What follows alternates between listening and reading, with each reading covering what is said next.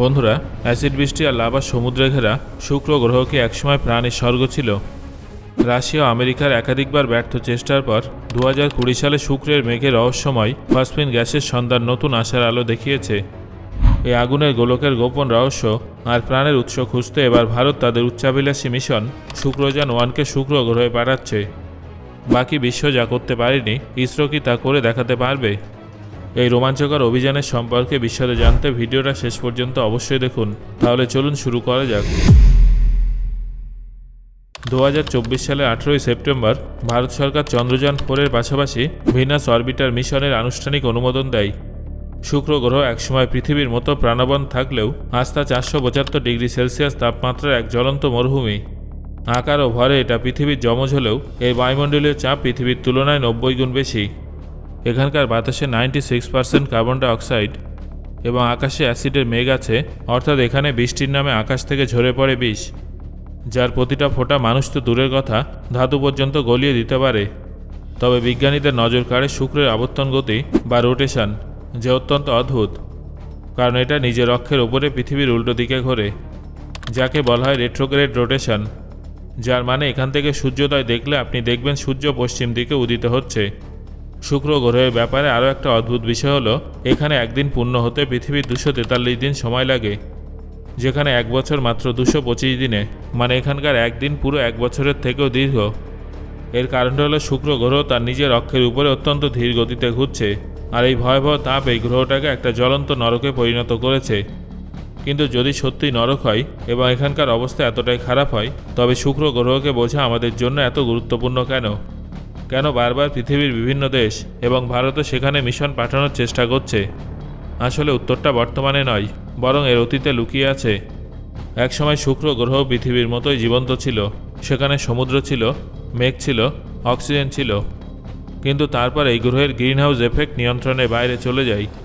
Carbon die oxide তাপকে আটকে ফেলে আর পুরো গ্রহটা একটা প্রেসার কুকারে পরিণত হয়। যে জল একসময় প্রাণ দিতে পারত তা বাষ্প হয়ে মহাকাশে হারিয়ে যায়। কিন্তু শুক্রের সাথে হঠাৎ কেন এমন হলো? কোনো গ্রহাণু কি এর গায়ে আছড়ে পড়েছিল, নাকি সোলার রেডিয়েশনের কারণে এই দশা, নাকি সবটাই কোনো প্রাকৃতিক চক্রের অংশ? এই প্রশ্নগুলোর উত্তর আজও মানুষের কাছে অজানা। আমাদের ভয়ের কারণ এটাই যে আমরা যদি শুক্রের এই ভয়ানক পরিবর্তনের রহস্য সমাধান করতে না পারি, তাহলে হয়তো আমাদের পরিণতি এরকম হতে পারে। শুক্র গ্রহ পৃথিবীর এত কাছে হয়েও আমাদের থেকে অনেক দূরে। তবে এখন এই নরকের দরজায় কড়া নাড়ছে একটা নতুন দেশ, সেটা হলো ভারত। ইসরো শুক্র গ্রহের জন্য তাদের সবথেকে বিপজ্জনক মিশনটা তৈরি করছে, যার বিস্তারিত আমরা পরে জানব। তবে এটুকু পরিষ্কার যে শুক্রযান-1 এমন একটা মহাকাশযান হবে যা শুক্রের অ্যাসিড মেঘের ভিতরে ঢুকবে, চরম তাপমাত্রায় টিকে থাকবে এবং অদৃশ্য জমির মানচিত্র তৈরি করবে।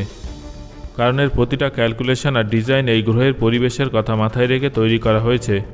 এই মিশনটা কেবল বিজ্ঞানের জন্য নয়, বরং সত্যের সন্ধানেও গুরুত্বপূর্ণ। শুক্রের ভেতরে এমন সব কাহিনী লুকিয়ে আছে যা হয়তো আমাদের গ্রহের অতীত সম্পর্কে বলতে পারবে।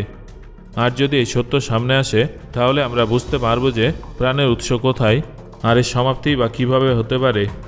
কিন্তু ইসরো শুক্রযান মিশনে এমন কি বিশেষত্ব আছে যার কারণে তারা নিশ্চিত যে তারা শুক্রের সেই পর্দা ফাঁস করবে যা আজ পর্যন্ত পৃথিবীর অন্য কোনো দেশ করতে পারেনি। LV-M3 রকেট লঞ্চ প্যাডে দাঁড়িয়ে আছে, আর মাত্র কয়েক মাস পরে এই রকেটটা পাড়ি দেবে সরাসরি সেই গ্রহের দিকে যেখানে প্রতিটা অণু আগুনের শিখায় জ্বলছে, যেখানকার বাতাস বিষাক্ত অ্যাসিডে ভরা এবং যেখানে মানুষের টিকে থাকা অসম্ভব। এটা হলো শুক্রযান-1, ইসরোর সবথেকে বিপজ্জনক এবং সবথেকে উচ্চাকাঙ্ক্ষী মিশন।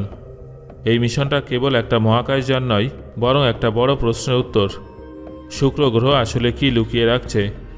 ইসরোর বিজ্ঞানীরা এই যানটাকে এমনভাবে তৈরি করেছেন যাতে এটা অ্যাসিড, আগুন এবং মহাকর্ষীয় অসঙ্গতির মধ্যেও টিকে থাকতে পারে। এর ভেতরে 100 কেজিরও বেশি ওজনের অত্যাধুনিক বৈজ্ঞানিক যন্ত্রপাতি বসানো হয়েছে, যেখানে উপস্থিত high resolution radar, spectrometer, plasma analyser, যা বিষাক্ত বায়ুমণ্ডলের স্তরগুলো বিশ্লেষণ করবে। এর আগে প্রতিটা প্রোব তাদের জীবনের শেষ মুহূর্তের ঝলক যা দেখেছিল, শুক্রযান তা গভীরভাবে পর্যবেক্ষণ করবে। শুক্রযানের যাত্রা শুরু হবে পৃথিবীর কক্ষপথ থেকে। প্রথমে একে লোয়ার আর্থ অরবিটে ঘোরানো হবে, তারপর পৃথিবীর মাধ্যাকর্ষণ শক্তিকে ব্যবহার করে এটা নিজেকে সিলিং শটের মতো শুক্র গ্রহের দিকে ছুড়ে দেবে। এই মহাকাশীয় কৌশলে সামান্যতম ভুলও বিপর্যয় ডেকে আনতে পারে। কারণ মহাকাশে সংশোধনের দ্বিতীয় কোনো সুযোগ থাকে না। মাসের পর মাস ইন্টারপ্ল্যানেটারি ভ্যাকুয়ামে ভ্রমণ করার পর যখন এই মহাকাশযান শুক্রের কাছে পৌঁছাবে, তখন এই গ্রহটার মাধ্যাকর্ষণ একে নিজের কবজায় নিয়ে নেবে। ঠিক সেই মুহূর্তে মিশনটা সবথেকে বিপজ্জনক অবস্থায় থাকবে। যদি গতি সামান্য বেশি হয়, তাহলে এটা সরাসরি বায়ুমণ্ডলে আশ্রে পড়ে আগুনের গোলায় পরিণত হবে। শুক্রের কক্ষপথে নিজেকে টিকিয়ে রাখা কোনো যুদ্ধের তুলনায় কম কিছু নয়। ইসরো ইঞ্জিনিয়াররা এরো ব্রেকিং নামের একটা জটিল কৌশল তৈরি করেছেন, যার সাহায্যে মহাকাশ যানটা বারবার শুক্রের ওপরে বায়ুমণ্ডল স্পর্শ করে নিজের গতিবেগ কমিয়ে আনবে। এই প্রক্রিয়ার প্রতিটা ধাপে শুক্রযানকে শুক্রের বিষাক্ত বায়ুমণ্ডলের স্তরের মধ্যে দিয়ে যেতে হবে। অ্যাসিড মহাকাশযানের প্যানেলগুলোতে জমতে শুরু করবে এবং তাপমাত্রা কয়েকশো ডিগ্রি সেলসিয়াস পর্যন্ত বেড়ে যাবে। ঠিক এই সময় সেন্সরগুলো বায়ুমণ্ডলের নমুনা সংগ্রহ করতে সাহায্য করবে। তারপর মহাকাশযানটা পুনরায় নিজের গতি বাড়িয়ে কক্ষপথকে শুক্রের বায়ুমণ্ডলের থেকে কিছুটা দূরে নিয়ে যাবে। শুক্রের বায়ুমণ্ডলকে ভালোভাবে বিশ্লেষণ করতে এবং সম্ভব হলে পৃষ্ঠতলের ছবি তোলার জন্য মহাকাশযানটা বারবার এই প্রক্রিয়াটা সম্পন্ন করবে।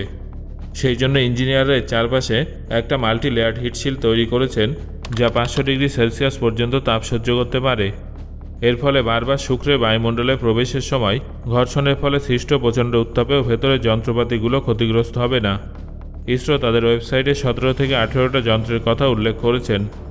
আমরা এখানে তার মধ্যে সবথেকে গুরুত্বপূর্ণ কিছু যন্ত্র এবং সেগুলোর কাজ সম্পর্কে জানব।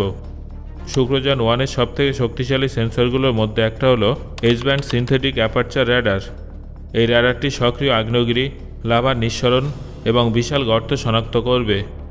এটা শুক্রের পৃষ্ঠতলকে 20 থেকে 30 মিটারের অভাবনীয় রেজলিউশনে ম্যাপ করবে, যা আজ পর্যন্ত কোনো মহাকাশযান করতে পারেনি।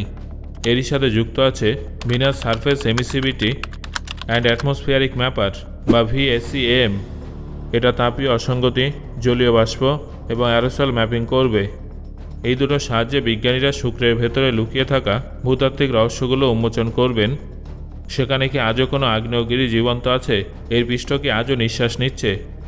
এই সমস্ত প্রশ্নের উত্তর জানার চেষ্টা করবে। তৃতীয় যন্ত্রটা হলো ভিনাস ক্লাউড মনিটরিং ক্যামেরা বা VCMC, যা মেঘের রাসায়নিক গঠন শনাক্ত করবে। এটা জানাবে যে সেখানে কার্বন মনোক্সাইড, সালফার ডাইঅক্সাইড এবং ফসফিন আছে কি না। অর্থাৎ এটা হতেই পারে সেই যন্ত্র যা ইসরোকে নিশ্চিত করতে পারবে যে শুক্রের মেঘে কি আদৌ কোনো অণুজীবের উপস্থিতি আছে। আর যদি এই অভিযানে আবারও ফসফিন শনাক্ত করা হয়, তাহলে এটা একটা বিশাল সংকেত হবে যে শুক্রে আজও আণুবীক্ষণিক প্রাণ টিকে আছে। এর পাশাপাশি লাইটেনিং ইনস্ট্রুমেন্ট ফর ভিনাস বা লাইভ নামক একটা যন্ত্র এতে বসানো আছে, যা শুক্রের বায়ুমণ্ডলের ভিতরে তৈরি হওয়া বিদ্যুতের চমক এবং ভোল্টেজ ধরতে পারবে। এরপরে বিজ্ঞানীরা শুক্রের বায়ুমণ্ডলের ইলেকট্রিক্যাল অ্যাক্টিভিটিও বুঝতে পারবেন। যদিও শুক্রযানকে শুক্র গ্রহ পর্যন্ত পৌঁছে দেওয়া একমাত্র চ্যালেঞ্জ নয়, বরং পৃথিবী থেকে কোটি কোটি কিলোমিটার দূরে থাকা শুক্রযানটার সাথে ভারতের ইসরোর হেডকোয়ার্টারে যোগাযোগ বজায় রাখাটা অত্যন্ত কঠিন একটা কাজ। কারণ কখনো কখনো শুক্র এবং পৃথিবীর দূরত্ব 250 মিলিয়ন কিলোমিটার পর্যন্ত পৌঁছে যায়। এত দূর থেকে সিগন্যাল আসা যাওয়া করতে অনেক সময় লাগে। তাই ইসরো শুক্রযানের জন্য একটা বিশেষ আলট্রা সেন্সিটিভ হাইগেন অ্যান্টেনা ডিজাইন করেছে, যা সীমিত সুযোগের মধ্যেও সঠিক তথ্য পাঠাতে পারবে। ইসরো এই অভিযানকে কেবল একটা সাধারণ মিশন হিসেবে দেখছে না। তাদের কাছে এবং কোটি কোটি ভারতবাসীদের কাছে এটা ভারতের নতুন স্পেস ভিশনের একটা অংশ। 2029 সালের 29শে মার্চ ইসরো একে শুক্র গ্রহে পাড়ি দেওয়ার উদ্দেশ্যে লঞ্চ করবে এবং এটা শুক্র গ্রহে সেই সমস্ত রহস্য থেকে পদ্মা উন্মোচন করবে যেটা আজ পর্যন্ত পৃথিবীর অন্য কোনো দেশ করতে পারেনি। সো বন্ধুরা, ইসরোর এই মহাকাশযানটার সম্পর্কে আপনার কি মতামত সেটা অবশ্যই কমেন্ট করে জানান। ধন্যবাদ।